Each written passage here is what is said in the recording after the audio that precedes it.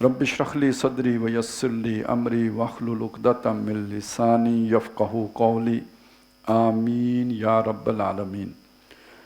इस्लाम की नशत सानिया करने का असल काम सफ़ा 7 जहाँ से शुरू करना है, आलम इस्लाम पर मगरब की सियासी और फ़िक्री योरश।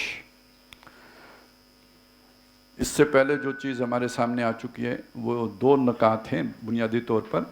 पहला नुक्ता ये है कि पूरे ग्लोब पर, पूरी दुनिया पर एक ही फ़िक्र छाया हुआ है, और दूसरा नुक्ता ये है कि वो फ़िक्र खालिस मादी फ़िक्र है। वो कोई किसी रूहानियत की बुनियाद पर, किसी ईमान बिल गैब की बुनियाद पर खड़ा फ़िक्र नहीं है, बना उस्तवार फ़िक्र नहीं है, बल्कि खालिस मादी नुक्ता नज़र का हामिल फ़िक्र है। उसी के ज़ैल में ये बात भी आ गई थी कि जब इंसान अल्लाह से कटकर, आखिरत से कटकर, अपनी रूह से कटकर दुनिया ही का हो रहा और उसने दुनिया पर फोकस किया, तो अल्लाह ताला ने जो यहाँ पर अपनी जो मखलूक बनाई है, तो उससे फिर बड़े बड़े जिन्नात इंसान के काबू आ गए। साइंस की मदद से जो मुख्तलिफ़ एनर्जी की सूरतें हमारे हाथ लगी हैं, इंसान के हाथ लगी हैं, तो ये वो बड़े बड़े जिन्नात थे कि जो इंसान ने काबू कर लिए। और इन ताकतों से मुसल्लह होने के बाद, अब ये चीज़ यहाँ लिखी हुई नहीं है लेकिन मैं आपके सामने अर्ज़ कर रहा हूँ, अंडरस्टूड है, बेनसतूर मौजूद है कि इंसान को गोया खुदा की ज़रूरत ही नहीं रही। यानी आप सोचें कि पहले अगर इंसान को मामला ये था कि उसे बारिश की ज़रूरत होती थी बिजाई के लिए, तो चले अल्लाह को नहीं तो किसी कोई देवता बनाएगा, कोई बुत बनाएगा और उससे बारिश मांगेगा ना, बारिश होगी तो अब बीज बोएगा। लिहाजा वो मजबूर था किसी अनदेखे से मांगना कि भाई बारिश मिले। तो जब इंसान अपना आबपाशी का निज़ाम बना लेगा तो अब क्यों मांगेगा बारिश? ठीक है, पहले अगर उसे सर में दर्द होगा, पेट में दर्द होगा, तो किसी शुफ वाले पीर के पास जाएगा, तावीज़ बांधेगा, कुछ करेगा। अब वो सर्जन के पास जाएगा, उसका अल्ट्रासाउंड होगा, उसका ये टेस्ट होगा, उसका वो टेस्ट होगा, पिन पॉइंट हो जाएगा ये बीमारी है, और फिर एक सोफिस्टिकेटेड बड़ी उसकी जो है ना सर्जरी होगी, और कोई लंबा चौड़ा, कोई वो नाई वाला उस्तरा नहीं होगा, सर्जन वाला उस्तरा होगा, और बड़े आराम के साथ जनाब उसको, यानी एक फिंसी जितना भी दर्द उसे नहीं होगा, वो उसकी जो भी जो प्रॉब्लम होगी वो सॉल्व हो जाएगी। तो अब बंदा इन चीज़ों की तरफ देखेगा। वो जो दवाएं और यानी चलें दवाएं राम से करें, भगवान से करें, किसी से तो करता था ना, कोई छोटी जी वाले गॉड से करे या बड़े जी वाले गॉड से करे या अल्लाह से करे, उसकी ज़रूरत ही नहीं रही।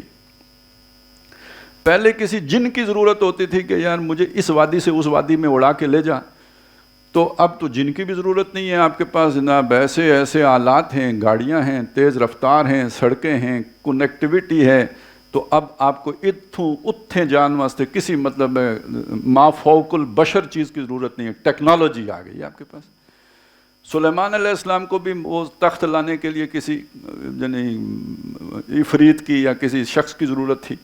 आज जनाब हो उसकी भी कोई नहीं मसला, उससे भारी चीज़ें, जितना वो तख्त था ना उससे 1000 गुना भारी चीज़ें वो आपके जहाज़ इधर से उधर और क्रेन उधर से इधर, और वो उठा के रख देते हैं। वो जिन्नात क्या पत्थर उठाते होंगे जो एक क्रेन उठा लेता है, इतना जिन से भी नहीं उठता।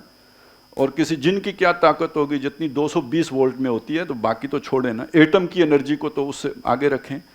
तो अगला नतीजा ये निकला कि इंसान अगर अला कुल्ल शैइन कदीर नहीं हुआ तो अला बहुत सा शैइन कदीर हो गया।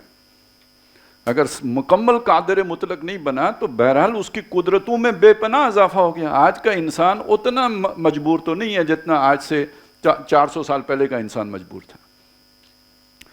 अच्छा, इसी को एक और तरीके से भी देख लें कि ये रोना हमारा अपनी जगह पे बजा है कि महंगाई बहुत हो गई है, सारी दुनिया ही में महंगाई हो गई है, हमारे यहाँ भी महंगाई बहुत हो गई है। लेकिन जिसको हम कहते हैं सस्ता ज़माना था, तो शायद आटा ही सस्ता था, बाकी तो कोई चीज़ मिलती ही नहीं थी। यानी शापर भी किसी के घर में तो नहीं होता था ना। اور آج اگر کنسٹرکشن کا جو خرچہ ہے اگر اس کو آپ اس کا تقابل کریں اس خرچے سے جو آج سے 400 سال پہلے ہوتا تھا وہ زیادہ ہوتا تھا، کیونکہ پتھر بھی اس نے ہاتھ سے جو ہے راج اس نے وہ گھڑنے ہیں، پھر وہ اس کے بعد اس نے وہ اب تو بنے بنائے ساری وہ فیکٹری میڈ چیزیں آ جائیں گی اور چھتیں بھی تیار مل جاتی ہیں. تو یہ ساری چیزیں اس نے مشینری نے آ کے چیزیں سستی کی ہیں، وافر کی ہیں اور سستی کی ہیں، مجموعی طور پر چیزیں سستی ہو گئی ہیں. اسی لیے اب ہر وہ آرگینک شے جو ہے وہ مہنگی ہے، اور اس کے مقابلے میں جو آپ مختلف جو جدید طریقوں سے جو چیزیں اگا لیتے ہیں وہ سستی ہیں. تو یہ سمجھ لیجئے کہ اس اعتبار سے انسان کے لیے سہولتیں بھی پیدا ہوئی ہیں، یہ نہیں ہے کہ یہ سارا ہی الٹا ہوا ہے. لیکن یہ تھوڑی سی تفصیل میں نے آپ کے سامنے اس لیے رکھی تھی کہ اسے ایک اور چیز کے ساتھ جوڑ لیجئے. جو ڈاکٹر صاحب نے علیحدہ تو یہ مضامین بیان کیے ہوئے ہیں لیکن یہاں اس کے ساتھ کنیکٹ عام طور پہ نہیں ہوئے. وہ ان حدیثوں کو ذہن میں لائیں کہ جن حدیثوں میں اس طرح کی چیزوں کا ذکر ہے کہ ایک وقت آئے گا کہ جو اللہ کی قدرتیں ہیں وہ کسی اور کے ہاتھ لگ جائیں گی. مثلا بارش کون برساتا ہے؟ جب قرآن و حدیث اتر رہا تھا تو اس وقت پوری دنیا میں تصور کیا تھا بارش کون برساتا ہے؟ کہیں دیوی ہوگی، کہیں دیوتا ہوگا. عرب کو تو یہی سمجھایا گیا نا کہ بارش اللہ برساتا ہے. ٹھیک ہے جی، یہ توحید تھی کہ اللہ بارش برساتا ہے. لیکن ایک وقت آئے گا، حدیث موجود ہے کہ ایک شخص ہوگا جس کے حکم سے آسمان بارش برسائے گا، اور وہ جسے وہ جب کہے گا تو بارش روک دے گا آسمان. یہ حدیث میں موجود ہے. ایک آدمی کو 2 ٹکڑے کرے گا اور بیچ میں چلے گا، یعنی باقاعدہ 2 ٹکڑے ہو جائیں گے، بیچ میں وہ چلے گا، پھر جوڑے گا اور وہ کھڑا ہو جائے گا. میں نے صرف 2 مثالیں آپ کے سامنے رکھی. یہ دونوں باتیں یعنی انسانی عقل میں اس وقت آ سکتی تھی کہ کوئی انسان یہ کام کر سکے گا. آج یہ انسان کے لیے ممکن، کم از کم ایک چیز کاٹ کے جوڑنا تو ممکن ہو گیا نا. میڈیکل سائنس اتنی آگے تو بڑھ گئی ہے نا، اب یہ تو ہو جاتا ہے نا. اب کتنا مشکل آپریشن ہوتا ہوگا دل کا، آپ ذرا سوچیں نا. وہ جو کوئی آسان آپریشن تو نہیں ہے، ہو جاتا ہے. ہو سکتا ہے اب اس سے بھی کئی مشکل آپریشن ہوں کہ جو اب انسان کے بس میں ہیں. ابھی تو وہ جگر کا ٹرانسپلانٹ بھی جو ہے نا وہ انہوں نے شروع کر دیا ہے، وہ کتنا مشکل کام ہے. تو اس سے آپ اندازہ لگائیں کہ یہ ساری یعنی قدرتیں انسان کے ہاتھ کاٹا، پھر جوڑا، کھڑا کر دیا. اور خیر اب تو وہ جو بھی ایک وہ کلوننگ والا کام بھی شروع ہو گیا ہوا ہے. لیکن یہ کہ بارشوں والا مصنوعی بارشیں برسانے کا کام تو ہو گیا ہے، روکنے کا ابھی نہیں پتہ. ہو سکتا ہے کہ وہ کوئی روکنے کا بھی کوئی سلسلہ ہو، کوئی ٹیکنالوجی نکل ہی آئے یا نکل آئی ہو، ہمیں ابھی نہ پتہ ہو. اب زلزلوں کے بارے میں بھی لوگوں نے کہانیاں تو سنانی شروع کر دی ہیں کہ کوئی ہارپ ٹیکنالوجی ہے اور وہ ٹھس ٹھس کرتی ہے تو اس سے یہ ڈز ہو جاتی ہے.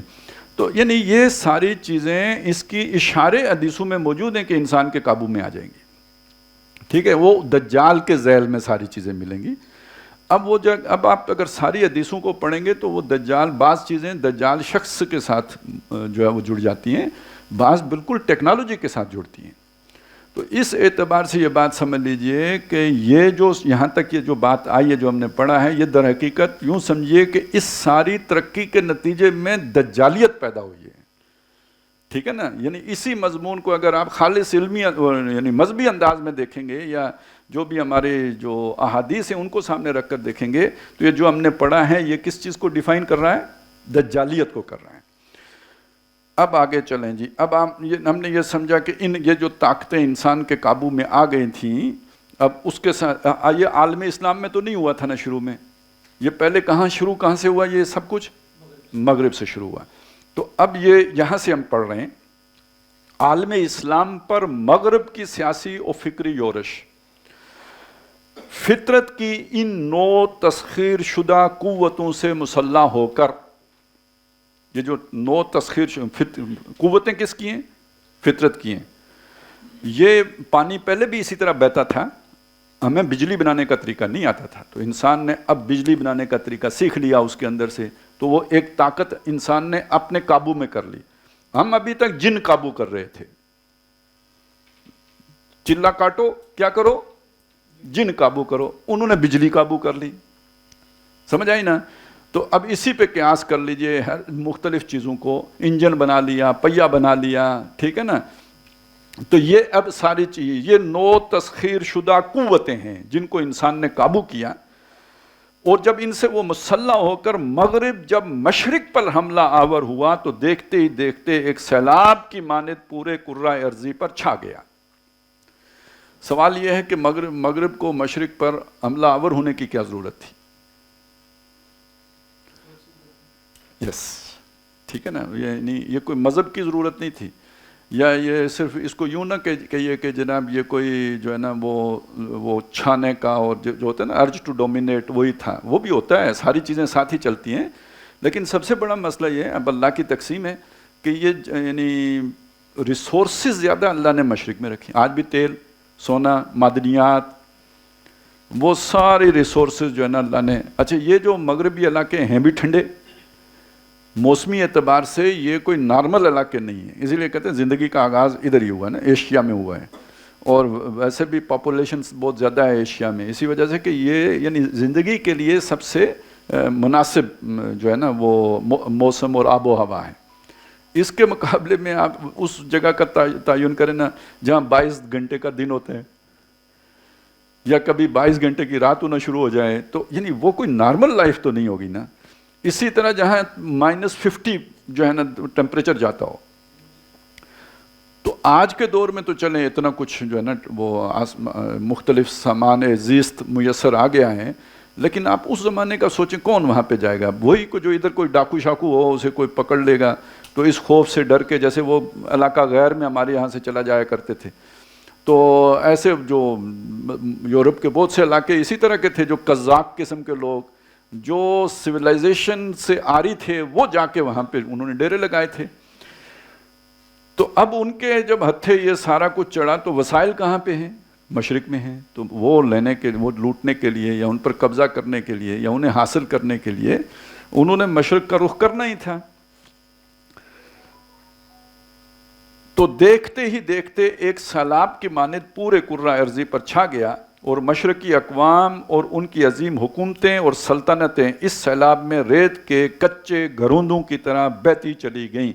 اب یہ جملہ تو بس ایک ہے، لیکن اس میں بھی ایک پوری تاریخ ہے، اس لیے کہ دیکھیں نا اسپین آپ کے ہاتھ سے نکلا 1492 میں، ٹھیک ہے نا، اسپین تک آپ پہنچے ہوئے تھے 1492 میں سکوت غرناطہ ہے، لیکن ادھر سے نیچے خشکی کے راستے آگے یعنی ترکی کھڑا ہے، سلطنت عثمانیہ، وہ جڑا ارطغرل پیا، یہ جو آپ نے اس کو کدھر وہ شکست دے سکتے ہیں؟ ابھی تو یہ بڑی مطلب توانا آوازیں ہیں، مطلب سلطنت بڑی مضبوط ہے۔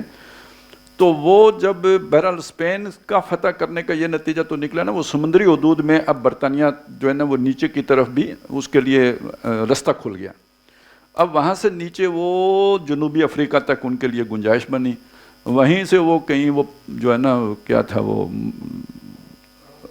وہ نہیں، وہ جو امریکہ کولمبس صاحب، ان کی کشتی کہیں کوئی الٹی پھری تو وہ امریکہ کی طرف چلے گئے، لیکن یہ کہ وہ واسکو ڈی گاما ہے نا جس نے 1498 میں رستہ تلاش کیا ہے، وہ وہاں سے مڑ کر یہ ادھر انڈیا کی طرف آنے کا، یعنی جو سیدھا خشکی کا رستہ ہے آگے جو ہے نا وہ ادھر ترکی کھڑا ہے، ادھر سے نہیں آ سکتے، مشرق پر حملہ ترکی کی وجہ سے نہیں ہو سکتا، تو مشرق کے پچھواڑے سے آئیں، یہ تو پتہ ہے نا 1498 میں اس نے رستہ تلاش کریا، وہ انڈیا پہنچا، یہ کولمبس بھی شاید نکلا اسی کے لیے تھا، وہ ادھر کہیں رات کو سو گئے ہوں گے تو کشتی ادھر مڑ گئی، تو وہ جا کے امریکہ سے نکلا۔ یہ ہمارے ایک دوست ہیں، ان کے ساتھ یہ واقعہ ہوا، آ رہے تھے موٹر سائیکل پر گجرانوالا، تو جب شاہدرے سے آگے نکلے تو کہیں موٹر سائیکل پہ بندہ سو گیا تو جب اس کی آنکھ کھلی تو وہ نیچے کھیت میں موٹر سائیکل چلا گیا تھا، ادھر سے اس بچ گیا بالکل، اس نے دوبارہ موٹر سائیکل اوپر چڑھایا اور پھر چل پڑا، تھوڑی دیر کے بعد دیکھا راوی پہ پہنچ گیا، اصل میں وہ موٹر سائیکل دوسری طرح سے جا کے نیچے اترا تھا، تو یہی کچھ اس کے ساتھ بھی ہوا، کولمبس کے ساتھ بھی، تو اس کا موٹر سائیکل جو ہے نا وہ جا کے امریکہ سے نکلا، یہ وہ امریکہ بھی دریافت ہو گیا۔ اب آپ اسے دیکھیں کہ یہ پھر اس کے بعد یعنی یہ 1492-98 میں واسکو ڈی گاما آیا، پھر وہ ادھر ابھی مغل ہیں، وہ بڑے تگڑے ان کی حکومت ہے. پھر آہستہ آہستہ آہستہ وہ ایسٹ انڈیا کمپنی اور پھر وہ کہانی آگے بڑھی. تو یہ تو کہیں جا کے 1750 کے آس پاس 57 ہے یا 56 ہے کیا ہے جب سراج الدولہ کو شکست ہوئی ہے 1757. اور 1857 یعنی اس سے 100 سال بعد جو ہے نا وہ انگریز کی باقاعدہ حکومت قائم ہوئی ہے. وہ جو جنگ آزادی جو ہم نے لڑی تھی اس کے ناکامی کے بعد. لیکن یہ کہ بہرحال اس سے پہلے ہی قائم تو ہو گئی تھی، لیکن وہ سرنگا پٹم کے گرنے کے بعد، ٹیپو سلطان والے واقعے کے بعد. اچھا یہ ہندوستان. پھر یہاں اس کے بعد انہوں نے عرب پر قبضہ کیا. عرب پر تو ان کا جو قبضہ ہوا ہے وہ تقریباً یہ 20ویں صدی کے شروع میں جا کے تو وہ کیا ہے نا. اور یہ یروشلم وغیرہ یہ سارے مسلمانوں سے چھنے اور ترکوں کے خلاف بغاوت ہوئی ہے اور 1924 میں خلافت ختم ہوئی ہے. یہ ساری سازش انہوں نے کی اور اس طرح کرتے کرتے یہ سارا علاقہ گویا ان اقوام کے زیر تسلط آ گیا. تو یہاں یہ ساری کہانی ایک جملے میں آ گئی. جملہ دوبارہ پڑھ دیتا ہوں کہ فطرت کی 9 تسخیر شدہ قوتوں سے مسلح ہو کر مغرب جب مشرق پر حملہ آور ہوا تو دیکھتے ہی دیکھتے ایک سیلاب کی مانند پورے کرۂ ارضی پر چھا گیا. یہ دیکھتے ہی دیکھتے کا مطلب اب سمجھ میں آ گیا نا. میں نے یہ سوچا یہ نہ سمجھیں کہ آپ کن فیکون کی طرح چھا گیا، ایسا نہیں ہوا. لترکبن طبقا عن طبق، درجہ بدرجہ ہوا ہے. اور مشرقی اقوام اور ان کی عظیم حکومتیں. اب یہ دیکھیں سلطنت مغلیہ بھی کتنی عظیم حکومت تھی اور سلطنت عثمانیہ بھی کتنی عظیم حکومتیں تھیں.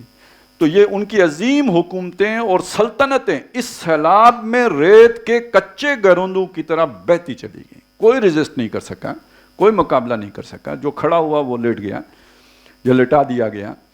تو مسلمان کھڑے نہیں رہ سکے. اس سیلاب کا اولین شکار چونکہ مشرق کے قریب اور مشرق وسطیٰ تھے جہاں مسلمان آباد تھے، لہٰذا اس کی سخت ترین یورش اسلام اور اہل اسلام پر ہوئی اور چند ہی سالوں کے اندر اندر پورا عالم اسلام یورپ کے زیر نگیں ہو گیا. عالم اسلام پر مغرب کا یہ استیلا اب سمجھ میں آ گیا. یہ چھا جانا، یہ تسلط کہہ لیں چلیں، یہ غلبہ 2 گنا تھا. 2 گنا، ہاں جی 2 طرفہ تھا چلیں.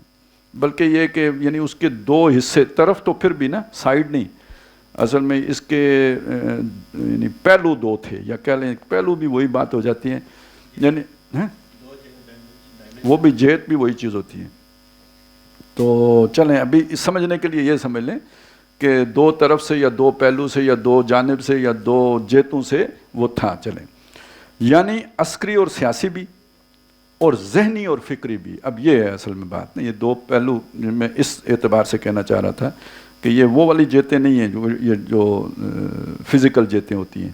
یعنی یہ 2 اصل میں مختلف سطحیں ہیں. ایک فکری اور یعنی ایک عسکری اور سیاسی، یعنی جس میں آپ کسی کو براہ راست جا کے غلام بنا لیتے ہیں، اور ایک ہوتا ہے اس کے مقابلے میں ذہنی، یعنی آپ اسے اپنا گرویدہ بھی بنا لیتے ہیں. ٹھیک ہے نا. پہلی صورت میں غلام اور آقا کے درمیان ایک بہرحال بیریئر رہتا ہے، غلام ہے لیکن بیریئر رہتا ہے. اور دوسری صورت میں پھر وہ اس کا عاشق بھی ہو جاتا ہے. ٹھیک ہے نا، اس کے نظریات کا قائل بھی ہو جاتا ہے. لیکن یورپ کی اولین اور نمایاں ترین یورش چونکہ سیاسی تھی، لہذا عالم اسلام میں جو رد عمل اس کے خلاف پیدا ہوا، اس میں بھی اولاً اسی کا احساس غالب نظر آتا ہے.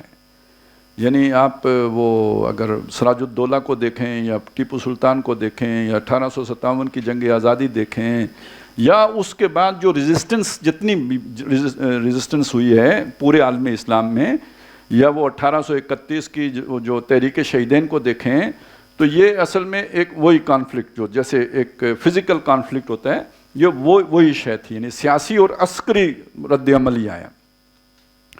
ملت اسلامی کے اس تلخ احساس نے کہ یورپ نے کہیں براہ راست تسلط اور قبضے اور کہیں انتداب و تحفظ و حمایت کے پردے میں. اچھا یہ تو اب مشکل بات آ گئی ہے. یعنی ایک تو ہوا نا کہ انہوں نے آ کے توپوں کی گن گرج میں قبضہ کر لیا. ایک کام انہوں نے توپوں کے ساتھ نہیں کیا بلکہ ٹیکٹس کے ساتھ کیا, سیاست کے ساتھ کیا. اب جو سیاست کے ساتھ کیا اس کو کہا انتداب. یہ انتداب کیا ہے؟ یہ جیسے آج ایک قرارداد کوئی پاس کرے نا ادھر امریکہ, پریسلر ترمیم ایک ہوئی تھی, وہ یاد ہے آپ کو؟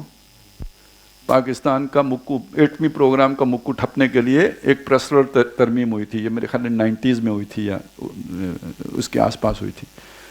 تو آج کل کیا ہوتا ہے پتہ ہی نہیں, اتنا نہ اخبار پڑھیں نہ وہ ٹی وی دیکھیں, تو اس لیے اتنا نہیں پتہ لگتا. تو یہ جو فلسطین کا مسئلہ تھا نا, جیسے آج کل کشمیر کا مسئلہ ہے, تو فلسطین پر جو قبضہ کر لیا تھا, تو اس کے بعد اس کو یہودیوں کو دینے کے لیے جو ایک تحریک UN میں منظور ہوئی تھی, قرارداد, اس کو کہتے ہیں انتداب. انتداب اچھا, وہ تحفظ و حمایت. اب انہوں نے وہ یہودیوں کو تحفظ و حمایت بھی پرووائڈ کی تھی, تو کے پردے میں اسے اپنا محکوم بنا لیا ہے. تو امت مسلمہ کہیں تو آ کے سیاسی طور پر یعنی عسکری طور پر وہ غالب ہو گئے, فتح کر لیا, اور کہیں پہ اس طرح کی سیاستیں کھیل کر انہوں نے قبضے کر لیے, اور اسے چھوٹے چھوٹے ٹکڑوں میں تقسیم کر کے اس کی وحدت ملی کو پارا پارا کر دیا ہے. وحدت ملی یعنی ایک امت تھی نا, اب یہ مختلف ممالک بن گئے. تو پھر اس کے بعد یعنی دشمن کے بچوں کو پڑھا کے تو یہ بھی سکھا دیا کہ سب سے پہلے میرا ملک, سب سے پہلے پاکستان. تو وہ ملت والا تصور ختم ہو گیا. اچھا, بارہا درد. اچھا, یہ جو تصور تھا نا, جو سوچتا تھا اس پہ, اس کو کتنی کڑن ہوتی ہوگی. یعنی اب تو خیر ہم مطلب عادی ہو گئے نا, ہم تو پیدا ہی ایسے ماحول میں ہوئے نہیں, ہمارے تو بزرگ بھی ایسے ہی ماحول میں پیدا ہوئے تھے, لہذا ہم تو آسودہ ہو گئے. پیش ماں یک عالم فرسودہ است اور ملت اندر آغوش او آسودہ است. تو ہم تو آسودہ ہو گئے. لیکن یہ کہ جن کے سامنے یہ ہو رہا تھا, ان میں سے جس کے اندر جذبہ تھا اس کو کتنی کوڑن ہوگی, کتنا اسے تکلیف ہوگی. تو وہ جو کوڑن اور تکلیف تھی, اس نے بارہا درد انگیز نالوں کی صورت اختیار کی. نالے, نالا لئی نہیں ہے یہ, ہاں فریاد ہے. نالا ہے بلبل شوریدہ تیرا خام ابھی, یہ وہ والا نالا ہے. تو بارہا درد انگیز نالوں کی صورت اختیار کی, اور اپنے شاندار ماضی کی حسرت بری یاد, اپنی عمر رفتہ اور عظمت و سطوت گزشتہ کی بازیافت کی شدید تمنا اور گردش ایام کو پیچھے کی طرف لوٹانے کی بے پناہ خواہش نے کبھی سید جمال الدین افغانی کی سیماوش شخصیت کا روپ دھارا. یہ افغانی تھے, اور ان سے علامہ اقبال بھی بڑے متاثر ہوئے. اور کبھی تحریک خلافت کی صورت اختیار کی, لیکن حقائق نے ہر بار جذبات و خواہشات کا منہ چڑھایا, اور مغرب کی سیاسی بالادستی رفتہ رفتہ ایک تسلیم شدہ واقعے کی صورت اختیار کرتی چلی گئی. اچھا جی, یہ ایک اس میں خاص بات ہے, ہر بار جذبات و خواہشات کا کس چیز نے؟ حقائق نے. تو حقیقت کیا ہے؟ فکر کو چھوڑیں, طاقت. ٹھیک ہے نا, وہ جو قدرت کی نو تسخیر شدہ قوتیں اس نے قابو کر لیں, ہمارے جن ان کا مقابلہ نہیں کر سکے جو ہم نے قابو کیے ہوئے تھے. بلکہ ہمارے فرشتے بھی نہیں مقابلہ کر سکے. ٹھیک ہے نا, یہ فرشتے انورٹڈ کاماز میں, وہ اللہ کے فرشتوں کی بات نہیں کر رہا ہوں, ہمارے جو ہم نے جن کو فرشتہ بنایا ہوا ہے. ٹھیک ہے نا, وہ بھی ان کا مقابلہ نہیں کر سکے, اور ہمارے جنات بھی ان کا مقابلہ نہیں کر سکے. اب ہم نے یہ سمجھا کہ چونکہ ہماری ایک خواہش ہے, اور ہماری خواہش سچی ہے, اور ہمارے ساتھ ظلم ہوا ہے, لہٰذا ہم کھڑے ہوں گے تو ضرور ہم ہی فتح یاب ہوں گے. لیکن کبھی بھی نہیں ہوئے. یعنی یہ پچھلے 200 سالوں میں ساری مزاحمت ہماری مطلب ناکامی سے ہی دو چار ہوئی ہے.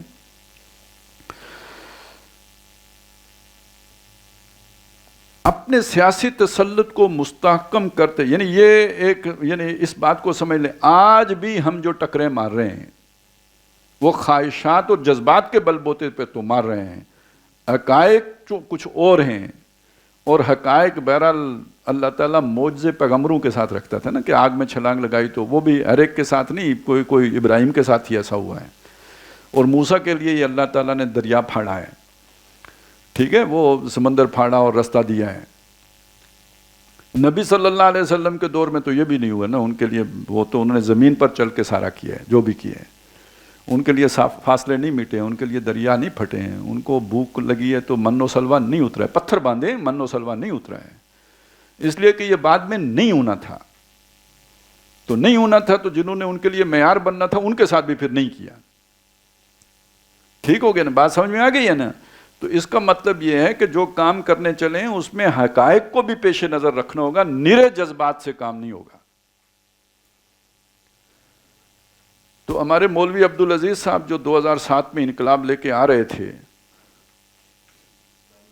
لال مسجد، تو جب برقع شریف میں پکڑے گئے تو اس کے بعد انہوں نے کیا کہا کہ میں اپنے سارے ساتھیوں سے یہ کہتا ہوں کہ وہ ہتھیار ڈال دیں، کیونکہ میں نے ابھی جو ریاست کی طاقت دیکھی ہے اس کا مقابلہ وہی سمجھ آئے۔ اس کا مطلب پہلے مبشرات تھی، نہیں خواب نہیں آتے تھے، ان کا ہدایت اللہ علیحدہ تھا۔ یہ جو پیرنی صاحب کا ہدایت اللہ تھا نا، کیا رحمت اللہ تھا، کیا تھا رحمت اللہ، تو ان کا رحمت اللہ تھا، ان کا رحمت اللہ علیحدہ تھا۔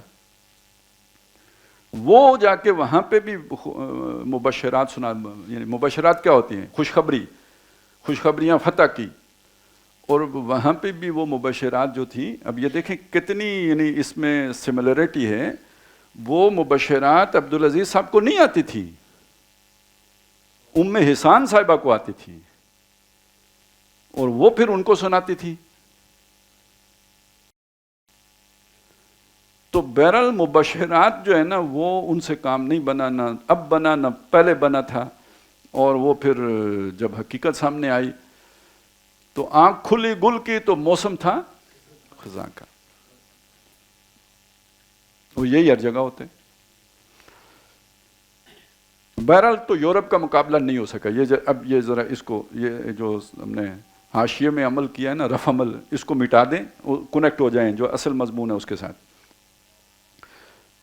لیکن حقائق نے ہر بار جذبات و خواہشات کا منہ چڑھایا، اور مغرب کی سیاسی بالادستی رفتہ رفتہ ایک تسلیم شدہ واقعے کی صورت اختیار کرتی چلی گئی۔ یعنی 1857 میں مکمل ہو گیا کام، یعنی ہندوستان کی حد تک، اور 1925 تک سمجھ لیں کہ باقی عالم عرب کا بھی کام تمام ہو گیا۔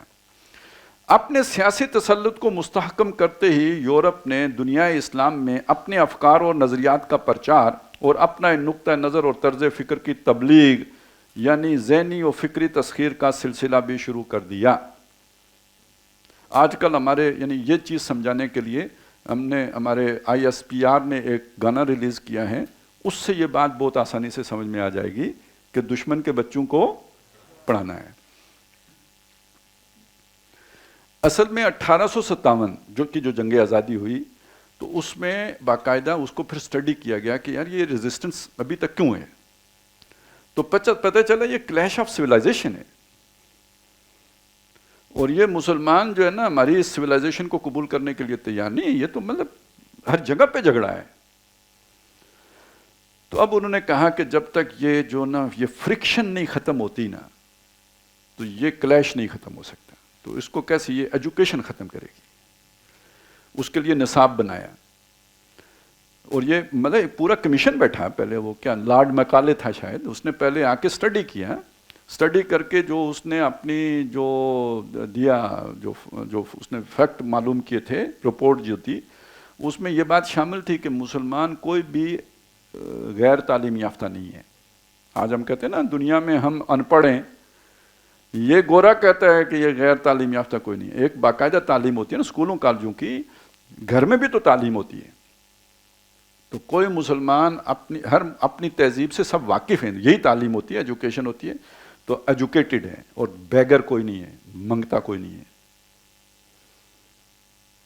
اس کا کیا مطلب تھا؟ یعنی یا تو آپ کو اپنے اصل کا پتہ نہ ہو تو آپ دوسرے کے ہاتھوں میں کھیلیں گے، لیکن پتہ ہو تو پھر کھیلنے کی صورت مجبور ہوں تو تب ہی ہوگا نا، کہ پیٹ کے ہاتھوں مجبور ہوں یا کچھ، تو یہ خوشحال ہے تو ہمارے قابو نہیں آ سکتے۔ تو پھر اب اس کے ذمہ یہ کام لگا کہ آپ نے ان کے لیے کوئی بنانا ہے لائے عمل. تو انہوں نے پھر ایک لمبا پروجیکٹ ہے, وہ پروجیکٹ ہے بابو بنانے کا پروجیکٹ. یہ بابو کی کہانی ایک دفعہ جاوید چودھری نے بیان کی تھی, یہی کالم والا جو آج کل باجوہ صاحب کی کہانیاں بیان کر رہے ہیں. تو اس نے یہ بابو کی کہانی بیان کی تھی کہ یہ پروجیکٹ تھا کہ یہ جو ہے نا ایک لیئر بنانی ہے, جو یعنی اوپر وہ ہے نا گورے, نیچے یہ یعنی انڈینز ہیں, چلو مسلمان بھی نہ کہیں, انڈین ہیں.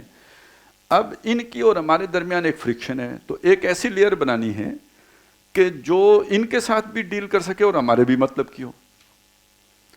تو اس کے لیے پھر یہ آپ کے یہ کالج شالج بنے ہیں نا, یہ جو جہاں پہ ہم بچوں کو پڑھا کے سمجھتے ہیں کہ بہت لائق فائق اور مطلب وہ اس میں ایک خاص ایلیٹ میں شامل ہو جاتے ہیں. تو یہ سارا ایک نظام آیا, اس نظام کے تحت پھر وہ بنے. اچھا, ان کو پھر سکھایا جاتا تھا کہ کھانا کیسے کھانا ہے.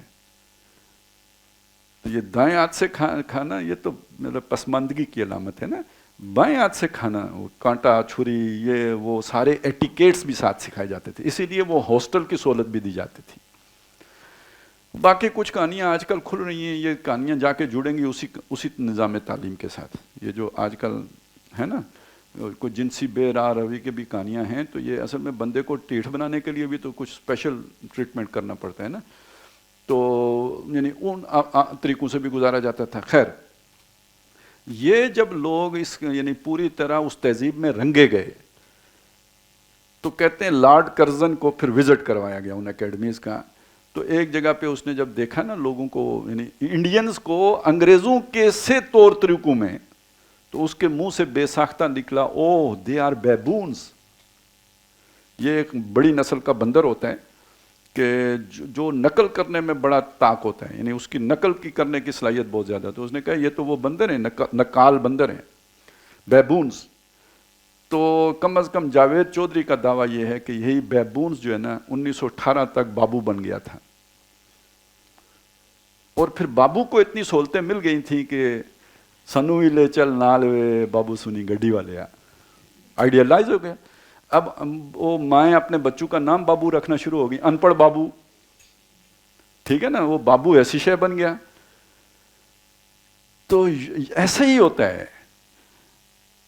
اس کا نتیجہ یہ ہے نا کہ دیکھیں اب انگریز, یہ ہم کہتے ہیں نا یہاں سے لوگ جاتے ہیں کیا نظام ہے برطانیہ کا, کیا نظام ہے کینیڈا کا, کیا نظام ہے برطانیہ, وہی خبیث یہ نظام بھی تو چھوڑ کے گئے. انہوں نے اپنے ہاں عدالتی نظام, عدالتی طریقہ کار, پروسیجر, پولیس کا پروسیجر بالکل اور رکھا. یہاں آ کر ایف آئی آر, مقدمے, فلانا ٹنگڑا, سارا پروسیجر ہی اور رکھ دیا. ایک ہی انگریز ہے ادھر بھی اور ادھر بھی, وہاں کے لیے فیصلہ وہ ہے, یہاں کے لیے فیصلہ یہ ہے. اور وہ اس سے بڑی منافقت اور کیا ہوگی. یہ قوم ہے نا جو یہ کام کر رہی ہے.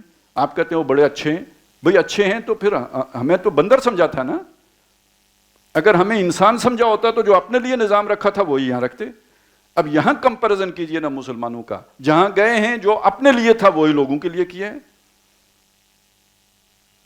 اور ان کو دیکھیے, انہوں نے لوگوں کو آ کے غلام بنایا ہے, آزاد نہیں سمجھایا ہے.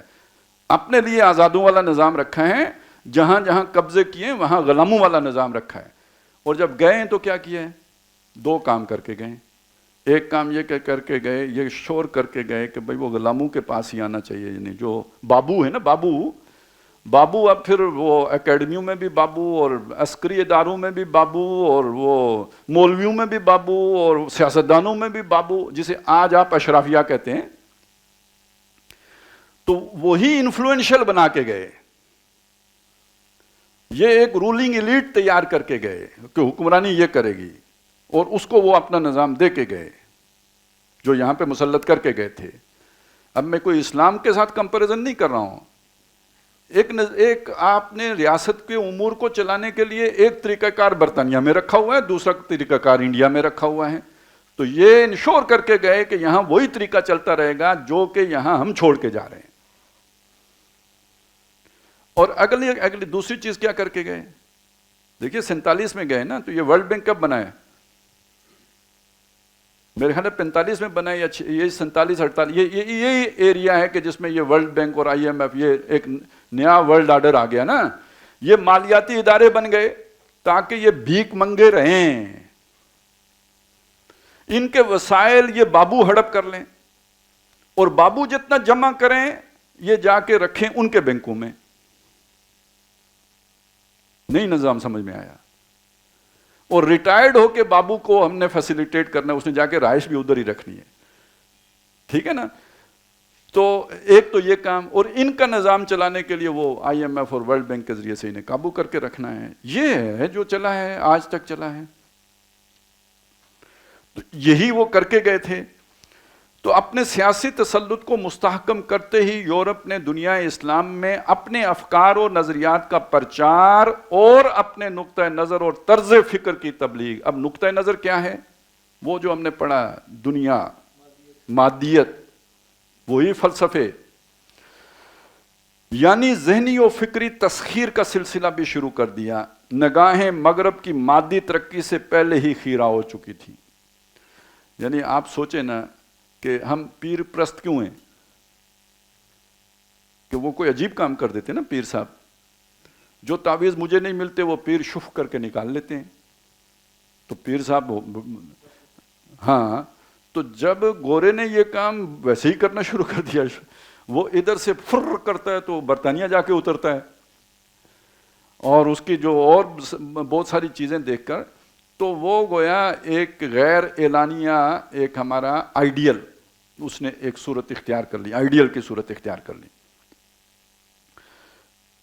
تو نگاہیں پہلے ہی خیرہ ہو چکی تھی۔ پھر زندہ قوموں میں، جو زندہ قومیں جو اس طرح عروج پاتی ہیں، جو قومیں، ہمیشہ کچھ بنیادی انسانی اوصاف لازماً موجود ہوتے ہی ہیں۔ کچھ ان کی بنا پر مروبیت میں اضافہ ہوا، مطلب سچ بولتے ہیں، یہ کرتے ہیں، محنتی ہیں، فلانا ہے، یہ چیزیں ہوتی ہی ہیں تو کوئی ترقی کرتا ہے۔ نتیجتاً ایک مروب اور شکست خوردہ ذہنیت کے ساتھ مسلمانان عالم کے سواد اعظم مین سٹریم، بہترین بات ہوگی۔ ویسے یہ سواد کا لفظ جو ہے نا، یہ اسود سے بنا ہے، اسود کا لفظ حجر اسود، بلیک، تو سواد اعظم کا کیا مطلب ہے؟ بہت بڑا بلیک، ٹھیک ہے؟ تو یہ اصل میں جو سر ہوتے ہیں نا، سر، کہیں پہ بہت سارے سر اکٹھے ہوں تو ہر طرف کالا کالا ہی نظر آئے گا، تو مین سٹریم جسے آج ہم کہتے ہیں، تو اس کو یعنی ہمارے لٹریچر میں کیا کہتے تھے؟ سواد اعظم۔ سواد اعظم نے، یعنی مسلمانوں کی عظیم اکثریت نے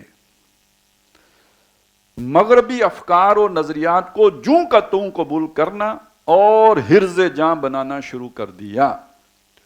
خالص فلسفہ و عمرانیات کے میدان میں، اب یہ فلسفہ علیحدہ ہے، عمرانیات علیحدہ ہے، اس کا ایک تلفظ عمرانیات بھی ہے، پتہ نہیں کون سا صحیح ہے، تو آج کل چونکہ عمران خان کا دور ہے تو طوطی بولتا ہے تو ہم عمرانیات ہی کہتے ہیں، لیکن اس کا خان صاحب سے کوئی تعلق نہیں ہے، یہ اصل میں سوشیالوجی ہے، اور فلسفی اس کا نظام سے کوئی تعلق نہیں، وہ آپ کے جو بھی کیا کیوں کیسے کے جو جوابات ہیں تو وہ فلسفی ہے، اور سوشیالوجی یعنی آپ کی یہ جتنے بھی سوشو پولیٹیکو اکنامک سسٹم ہے، یہ سب عمرانیاتی کے ذیل میں آئے گا، یا عمرانیات کہہ لیں، چلیں جو بھی آپ کو اچھا لگے، جنہیں خان صاحب سے چڑو وہ عمرانیات کہہ لیں، جنہیں کوئی اتنی نہ ہو وہ عمرانیات کہہ لیں۔ خالص فلسفہ و عمرانیات کے میدان میں تو چونکہ خود مغرب میں بے شمار مکاتب فکر موجود تھے، لہٰذا ان کے بارے میں تو پھر بھی کسی قدر کیل و کال اور رد و قدع یا کم از کم ترجیح و انتخاب کا معاملہ کیا گیا۔ یعنی دیکھیں نا، مغرب میں بھی کتنا فرق تھا اکنامکس میں ہی، کہ ایک طرف جو ہے مارکسزم ہے اور دوسری طرف کیپٹلزم ہے، تو اس میں تو آپ کے لیے بھی گنجائش ہو گئی کیل و کال کی، اسی طرح باقی نظریات میں بھی ہو گیا، لیکن سائنس چونکہ بالکل حتمی اور قطعی تھی، وہ تو یعنی جسے کہتے ہیں نا آخری بات تھی، اور اس کے نتائج بالکل محسوس و مشہود تھے، محسوس جن کا احساس کیا جا سکے، وہ مشہود کیا جا سکے، اور اس میدان میں چوں و چرا کی کوئی گنجائش موجود نہیں تھی، لہٰذا اس کا استقبال بالکل وحی آسمانی کی طرح ہوا، اور اس کے نتیجے میں غیر شعوری طور پر ملحدانہ نقطہ نظر، اب یہ نوٹ کریں، ہم نے وہ ادھر زاویہ نگاہ اور نقطہ نظر کا ایک فرق کیا تھا، یاد آ گیا؟ یعنی جس اینگل سے آپ چیز کو دیکھتے ہیں وہ زاویہ نگاہ ہوتا ہے، اور پھر اس چیز کے بارے میں جو آپ سٹانس یعنی جو آپ موقف بناتے ہیں وہ اس کا نقطہ نظر ہو جاتا ہے. تو ملحدانہ نقطہ نظر کسے کہیں گے؟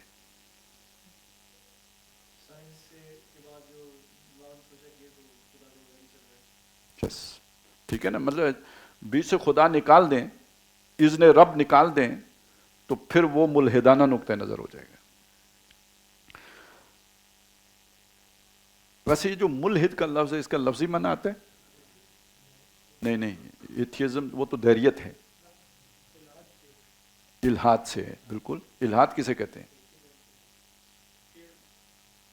ہاں، یہ کس نے کہا ٹیڑھ پن؟ ہاں، یہ لحد سے ہے.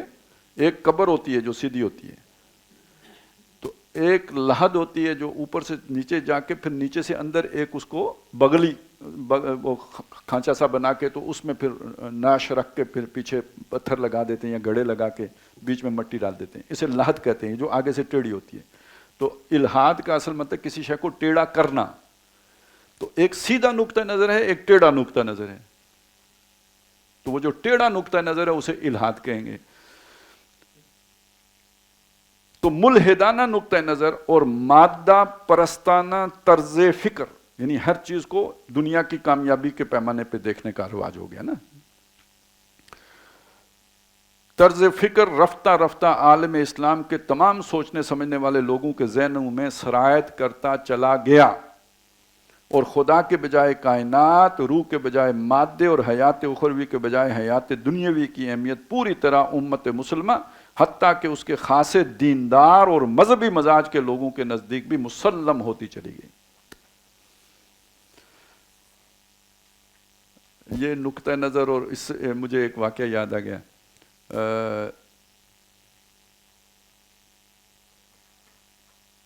ایک دفعہ ایک رائے بنی، کوئی چیز سمجھ میں آئی، میں نے سوچا کہ اس کو میں بیان کروں. تو پہلے تو یہ ہوتا تھا کہ چلیں جی ہمیں بھی ایک چھتری، جیسے والدین کی چھتری ہوتی ہے، تو اس طرح جب آپ کسی جماعت کے ساتھ ہوتے ہیں تو وہاں مشورہ ہو جاتا ہے. وہ ایک طرح کی چھتری ہوتی ہے کہ کوئی شے آپ کی غلط ہے تو وہ ٹھیک ہو جاتی ہے، لوگوں کے سامنے رکھتے ہیں. تو ایسا کچھ نہیں تھا، تو میں نے سوچا کہ جی چلیں، ایک مفتی صاحب ہیں، سوشل میڈیا پہ کافی معروف ہیں، تو میں ان سے ملنے چلا گیا.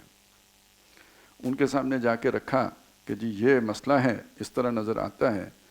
تو اب ظاہر ہے اسے بیان کرنے کا مطلب یعنی لائف تھریٹ تھا. تو میں پوچھ اسی لیے رہا تھا کہ یہ خودکشی کروں یا نہ کروں. پوچھنے کا مطلب یہ تھا کہ بھئی یہ یعنی میرے ذمہ داری ہے یہ بات بیان کرنے کی، نتیجے میں یہ بھی ہو سکتا ہے. تو جب ان کے سامنے میں نے بات رکھی، انہوں نے سنی، اس کے بعد انہوں نے کہا نہیں یہ آپ نے بیان نہیں کرنا. میں نے سوچا مجھے کوئی قرآن و حدیث سے دلیل دیں گے. تو انہوں نے پتہ ہے مجھے کیا دلیل دی؟ اس سے جو ہے نا مقتدر ہلکے سخت ناراض ہو جائیں گے. میں نے کہا ٹھیک ہے جی. تو یہ دیکھیں، میں ان سے یہ تو مجھے بھی پتہ، میں کوئی اندھا تھا، مجھے نہیں پتہ تھا کہ یہ ہوگا. میں تو یہ پوچھنے گیا تھا کہ میں یہ رسک لوں تو دینی طور پر یہ رسک لینا میرے لیے کوئی وہ جیسے خودکشی حرام ہے، کوئی اس طرح کی بات تو نہیں ہے. تو یہ نقطہ نظر کا فرق سامنے آ گیا نا. میں کس نقطہ نظر سے پوچھ رہا ہوں اور وہ مجھے کس نقطہ نظر کو سامنے رکھ کے جواب دے رہے ہیں. تو دیندار حلقے میں بھی گھس گیا. یہ اب دیکھیے، آپ کے سامنے دنیا تھی. پہلے یہ بتایا کہ اس دنیا میں یہ تبدیلی آئی، اور پھر وہ پورے عالم اسلام سمیت سب پر چھاتی چلی گئی. وہ پوری کہانی ہمارے سامنے کھول کے بیان کر دی. وہ جو شروع میں تھا نا کہ پوری دنیا پر ایک ہی فکر کا کیا ہے؟ استیلاء ہے. یہ دیکھیں نا، یہ صفحہ نمبر 5، موجودہ فکر مغرب کا ہماگیر استیلاء.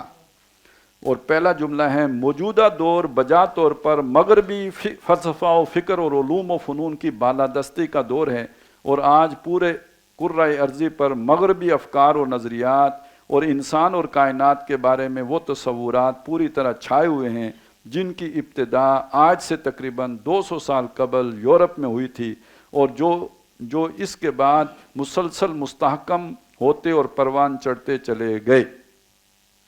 ٹھیک ہے نا. تو اب یہاں پہنچ کے ثابت ہوا کہ اس سے مسلمان بھی محفوظ نہیں رہے، کیونکہ وہ جب آئے تو وہ صرف ایک سیاسی غلامی ہی نہیں تھی، بلکہ اس کے نتیجے میں ان کے افکار بھی مسلمانوں نے قبول کر لیے، اور کچھ لوگوں نے شعوری طور پر محنت کر کے ریاضت کر کے قبول کیے، تو جو یہ ریاضت نہیں کر سکتے انہیں غیر شعوری طور پر وہ گھول گھول کے پلائے گئے، ڈراموں کے ذریعے سے، فلموں کے ذریعے سے، افسانوں کے ذریعے سے، کہانیوں کے ذریعے سے، مختلف طریقوں سے، کھیلوں کے ذریعے سے، ہر طریقے سے آہستہ آہستہ دشمن کے بچوں کو پڑھایا گیا۔ جی جی جی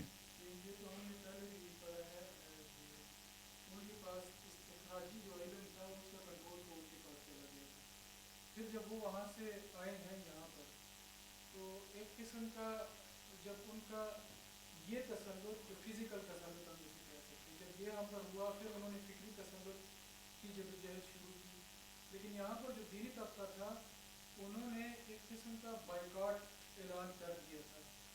مطلب جس طرح مثال دے سکتے ہیں کہ انگلش سیکھنا انہوں نے صحیح نہیں سمجھا، پہلے تو درس نظامی میں یہ ساری چیزیں شامل ہوتی تھیں، لیکن پھر کیا ہوا کہ وقت کے ساتھ ساتھ درس نظامی صرف چند مضامین کا حصہ ہو کر رہ گئی، اور وہ چیزیں جو سیکھنا چاہیے تھی میرے خیال سے وہ پیچھے رہ گئے ہمارا جو دینی طبقہ تھا اس سے، تو اس سے ہمیں نقصان نہیں ہوا کیا؟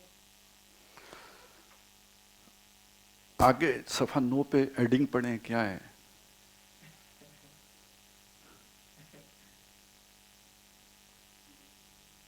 فوجی کو جب تک آرڈر نہ ملے اسے ایڈوانس نہیں کرنا چاہیے۔ اگلا یہی ہے کہ یہ دیکھیں نا، مدافعت کی اولین کوششیں اور ان کا ما حصل، کہ جب یہ غلغہ چھا گئے، اب پتہ لگ گیا کہ بھائی ان پر اب قابو تو عسکری طور پر تو مقابلہ نہیں کیا جا سکتا۔ یہ کب پتہ لگا ہمیں؟ 1857 میں، ٹھیک ہے، یعنی بطور قوم ہمیں پتہ لگ گیا یا امت پتہ لگ گیا۔ تو اس کے بعد اصل میں دیکھیں اس کے 10 سال کے بعد دیوبند کی بنیاد رکھی گئی ہے۔ 1867 میں مدرسہ دیوبند شروع ہوا ہے، اور علی گڑھ کی کب رکھی گئی ہے؟ 81 ہے میرا خیال ہے، نہیں 65 میں، نہیں جی یا 77 ہے یا 81 ہے، مجھے پتہ نہیں کیوں 81 کیوں ذہن میں ہے۔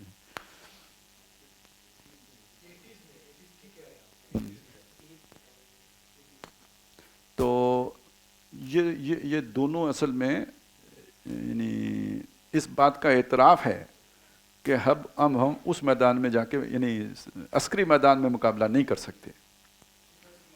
ہاں، تو آگے یہ ساری بات سنائی گئی ہے، سمجھائی گئی ہے، اور یہ آگے جب ہم پڑھیں گے تو یہ چیزیں کھلیں گی کہ اصل میں اس وقت جو ہمارا مسئلہ ہے نا وہ ہے کیا۔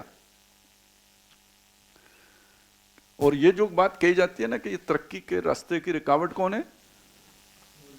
مولوی۔ اور ادھر سے کیا کہا جاتا ہے؟ ہمیں اس ذلت کا باعث کون ہے؟ مسٹر۔ یہ مولوی ورسز مسٹر جو تقسیم آئی ہے، تو یہ اصل میں یہ اب چونکہ دو رخوں پہ ہماری مدافعت ہوئی ہے، اور دونوں کی حکمت عملی بالکل مختلف، اپوزٹ،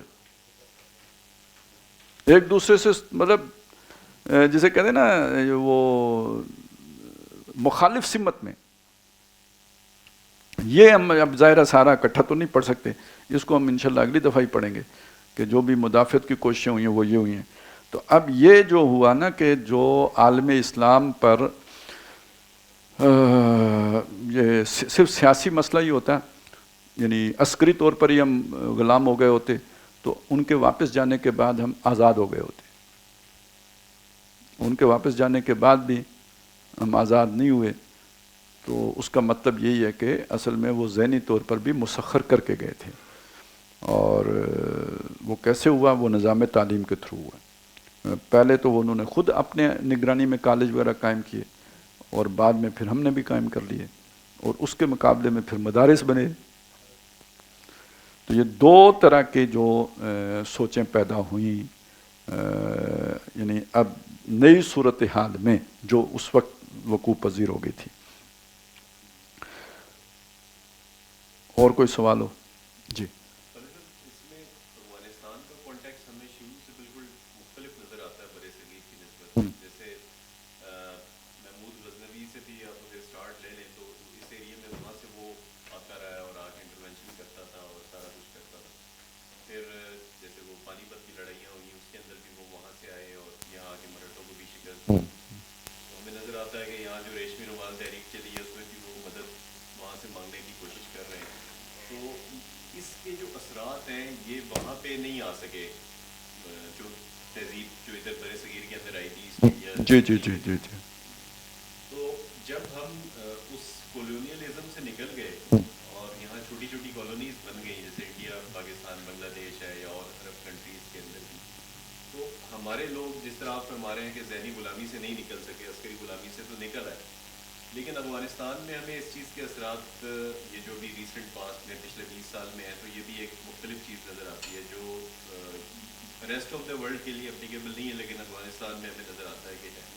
اب ہمارے یہاں جو ریلیجیس فیکٹر ہے وہ آئیڈیالائز اسی کو کرتا ہے کہ جیسے وہ اگر شکست دے سکتے ہیں اتنی بڑی طاقت کو تو ہم کیوں نہیں دے سکتے. اور یہ سوچ کو مکس کرنے کی وجہ سے یہاں بھی وہی نتائج برآمد کرنا چاہتے ہیں جو وہاں پہ انہوں نے عسکری کوششوں کے یا ایک خاص اس میں. دیکھیں وار جو ہوتی ہے نا اس میں ٹیریٹری کا بہت دخل ہوتا ہے. ایک غلط فیصلہ پوری جنگ کا نقشہ تبدیل کر دیتے ہیں. ہٹلر کے ساتھ کیا ہوا تھا؟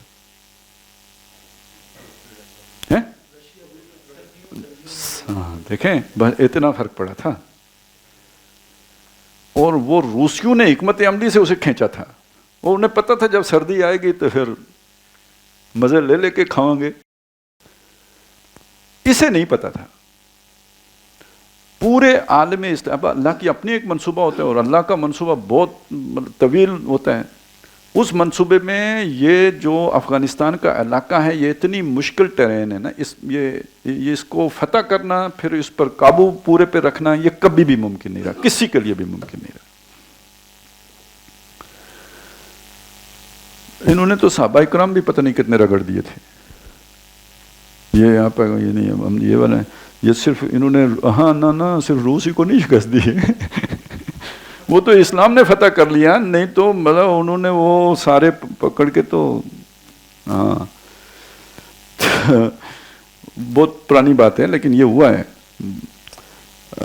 وجہ یہ ہے کہ یہ بہت جنگی اعتبار سے بہت مشکل علاقہ ہے. اچھا یہ پھر چلتا کیسے رہا, یعنی اس دور میں اس میں دو حصے ہو گیا افغانستان. یہ سمجھ لیں افغانستان دو حصوں میں بٹ گیا. دو حصے ورٹیکل نہیں ہوئے, یعنی شمال یا جنوب یا مغرب یا مشرق اس طرح دو حصے نہیں ہوئے جیسے ہم اور بنگلہ دیش دو حصے ہو گئے ہیں. یہ ہاریزنٹل تقسیم تھی, لیکن اس میں ایک ورٹیکل تقسیم تھی. وہ کیا تھی؟ وہ شہروں اور دیہات کی تقسیم تھی. شہروں کا نظام بالکل ویسٹرنائزڈ, بلکہ ہمارے پاکستان ہندوستان سے زیادہ ویسٹرنائزڈ, اور دیہات کا نظام اوریجنل. ٹھیک ہو گیا. اور دوسری طرف یہ ہے کہ وہاں کے شہر چھوٹے چھوٹے تھے, بڑے تھے نہیں, یعنی سارے شہروں کی آبادی 15 سے 20%, 80% آبادی دیہات کی, اور اس کے درمیان ایک بہت بڑا بلاک, یعنی یہ آپس میں مکس نہیں ہو رہے. یہ ہمیشہ انگریز کے دور میں بھی رہا, یہ اس کے بعد بھی رہا, ایون جب یہاں پہ رشیا آیا تب بھی یہی مسئلہ تھا. جب وہاں شہروں میں کوئی سردار داؤد یا کوئی ظاہر شاہ بیٹھا ہوا ہوتا ہے تو عام افغانی کو اس سے کوئی غرض نہیں ہوتی کہ ان کی بیگم سکرٹ پہنتی ہے یا کیا پہنتی ہے, افغان ہے بس ٹھیک ہے, پختون ہے افغان ہے ٹھیک ہے چلے گا. لیکن جب وہاں پہ کوئی آ کے رشین بیٹھ جائے گا نا تو اب وہ جو دیہات میں بیٹھا ہوا بندہ ہے نا اس کے لیے وہ جہاد فرض ہو جاتا ہے. تقسیم پہلے سے موجود ہے, یہ دیہاتی اس کی سوچ ہی ہو رہے, اور یہ یعنی وہ ابھی تک اسلامائزڈ ہے. ٹھیک ہے, یا ٹریڈیشنلسٹ ہے کہہ لیے. اور یہ جو شہر میں آ کے بیٹھ گیا ہے یہ ویسٹرنائزڈ ہے. لیکن یہ ویسٹرنائز بندہ اگر مسلمان ہے تو کانفلکٹ نہیں پیدا ہوگا. یہ ویسٹرنائز بندہ اگر کوئی آ کے وہاں کسی گورے کے تابع ہو گیا یا کسی رشین کے تابع ہو گیا, اب یہ کانفلکٹ ہے, ادھر اعلان جہاد ہو جائے گا. تو یہ آپ جو سنتے تھے نا کہ امریکہ نے آ کے قبضہ کر لیا ہے تو 20% پر اس کا قبضہ ہے, باقی 80% پر قبضہ طالبان کا قبضہ ہے, تو یہ تو صدیوں سے یہی چلا آ رہا ہے. وہاں نظام حکومت کبھی بھی دیہات میں قائم ہی نہیں ہوا ہے. سمجھ آ گئی نا بات کی. وگرنہ انگریز کے دور میں بھی افغانستان کوئی آزاد ملک نہیں تھا. یہی تو غلطی کی تھی جو ریشمی رومال تحریک والوں نے, اور وہ جنہوں نے ہجرت کرنے کا فیصلہ کر لیا تھا, مارے گئے تھے یا نہیں مارے گئے تھے. اور وہ ریشمی رومال تحریک والوں کو انہیں پکڑ کے انگریزوں کے حوالے نہیں کرنے لگے تھے جو وہ بھاگ گئے وہاں سے. تو یہ شہروں کی کیفیت تھی, دیہات کی کیفیت یہ نہیں تھی. یہ فرق رہا وہاں. وہ فرق, اچھا یہ فرق یعنی اس یہاں پہ بھی تھا, بر صغیر میں بھی تھا. یعنی جو پنڈی کا کلچر ہوگا وہ کہیں دور دراز کسی دیہات کا تو نہیں ہوگا. ہمارے اس دور میں آ کے یہ فرق مٹ گیا ہے. بجلی پہنچ گئی, سڑکیں پہنچ گئی, ٹیلی ویژن پہنچ گیا. تو ٹیلی ویژن جب پہنچ گیا تو جو گانا پنڈی ریلیز ہو رہا ہے وہی گانا دیہات میں بھی ریلیز ہو رہا ہے. ٹھیک ہے نا. جو ٹرپلٹ جس گھر میں جائے گھر جنت بن جائے ایڈ پنڈی میں چل رہی ہے, وہی ایڈ جو ہے نا وہ کسی دور دراز دور افتادہ گاؤں میں بھی چل رہی ہوگی. تو یہ دو چیزیں جہاں جہاں پہنچتی جائیں وہاں پہ شہر کی ایکسٹینشن پہنچتی جاتی ہے. یہ باجوہ صاحب والی ایکسٹینشن نہیں ہے. یعنی وہ اثر و رسوخ وہاں پہ اس کی توسیع ہوتی چلی جاتی ہے شہر کی تہذیب کی. اور چونکہ افغانستان میں یہ کام نہیں ہو سکتا, علاقائی مشکل, وادیاں جن پہاڑوں کے درمیان ہیں ان پہاڑوں کو کراس کرنے کے لیے بہت بڑی وہ وسائل درکار ہیں. لہذا اس طرح کی سڑکیں نہیں بنی. وہ بیریئر اسی طرح رہا جیسے کہ پہلے تھا. اس وجہ سے نہ وہاں پہ روس کامیاب ہو سکا نہ وہاں پہ امریکہ کامیاب ہو سکا. آ کے بیٹھ گئے تھے شہروں میں لیکن وہ 80% وہ جوں کا تو ہی رہا, وہ تو قبضہ ہو ہی نہیں سکتا. اب پاکستان تو وہ چیز نہیں ہے نا. تو اب وہاں کا ڈنڈا آپ کے یہاں پہ ماریں گے تو وہی اشر ہوگا جو ہٹلر کے ساتھ ہوا. اس نے سارے یورپ کو تگنی کا ناچ نچا دیا لیکن روس میں آ کے پھنس گیا. یہ سمجھ لیں کہ جو آپ افغانستان میں کر سکتے ہیں نا وہ یہاں نہیں کر سکتے, ہو نہیں سکتا. یہ حقائق ہیں. باقی آپ کے جذبات ہیں, جذبات کو حقائق کے ساتھ ٹکرائیں اور نتیجہ نہ سمجھ آئے تو مولوی عبدالعزیز صاحب سے جا کے پوچھیں اگر انہیں سمجھ آ گیا ہو.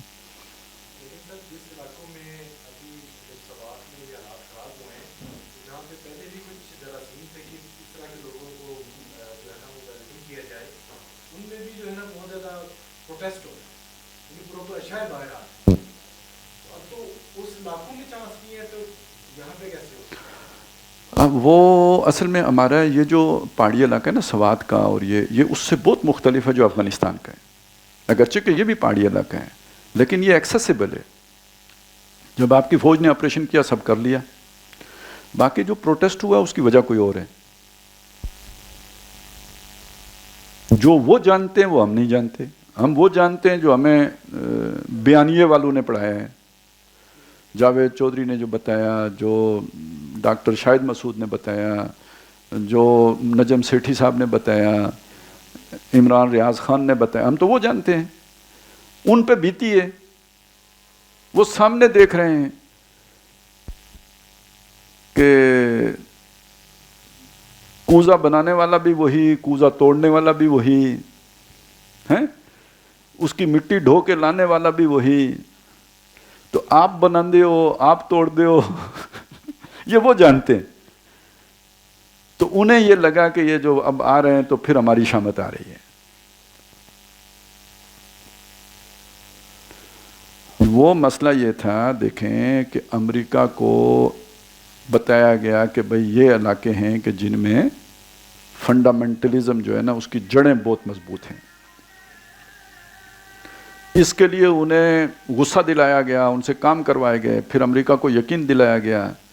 اب اس کے بعد امریکہ کو بتایا گیا کہ یہاں تو آپریشن کیے بغیر چارہ نہیں ہے.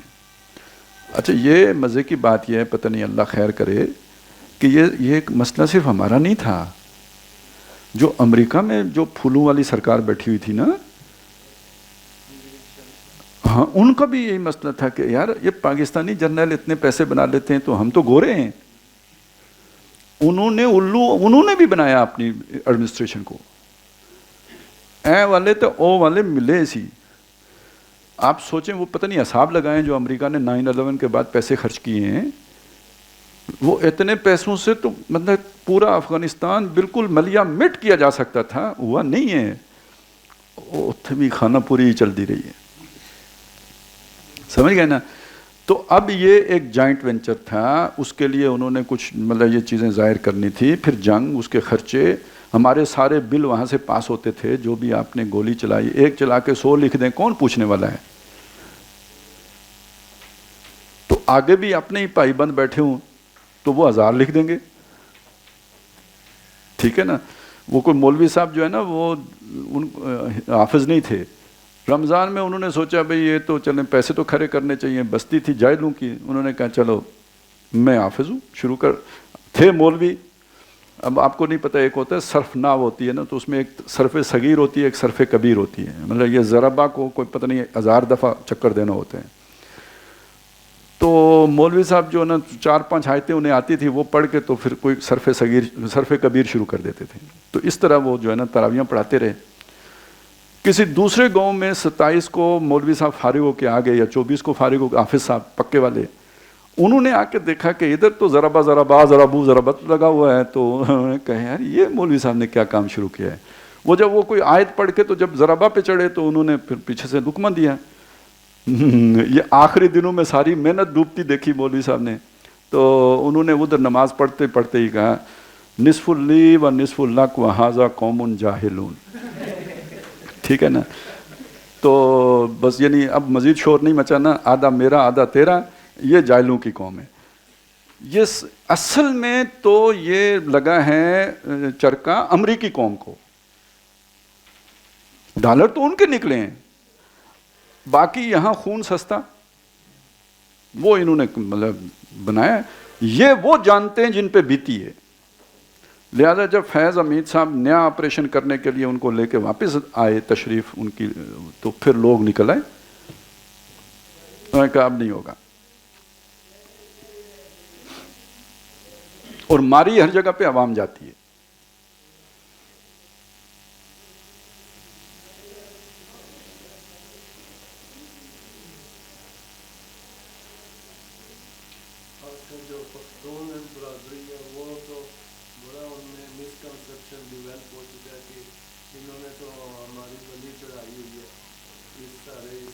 اصل میں یہ بھی ایک طریقہ ہے, یہ بھی ایک طریقہ ہے, اس کو سمجھیں. بلوچستان میں جو فنڈز جاتے ہیں کون کھاتا ہے؟ سردار کھاتے ہیں. جو فنڈز جائیں گے کشمیر میں کون کھائے گا؟ وہاں کے سیاستدان کھائیں گے, بیوروکریسی کھائے گی وہاں کے, ٹھیک ہے. جو جائیں گے KPK میں وہ وہاں کے خان کھائیں گے. اب وہ لوگوں کو یہ بتائیں گے کہ ہم نے کھائے ہیں. وہ یہ کہتے ہیں, ان کے لیے بہت آسان ہے کہ یہ پنجابی کھا رہا ہے.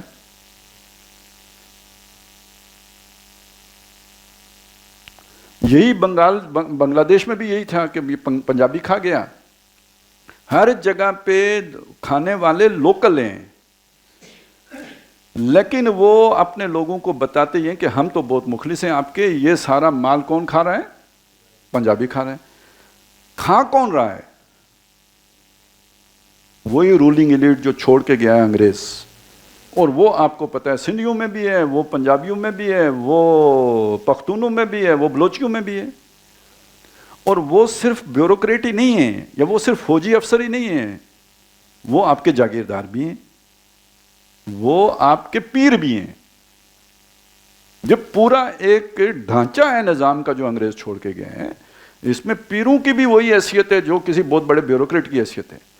جب بھی کوئی اس طرح کا فیصلہ کرنا ہوتا ہے تو علماء و شیوخ کی کانفرنس ہوتی ہے, مشائخ. تو یہ پورا سیٹ اپ ہے, یہ کھاتے ہیں بیٹھ کے.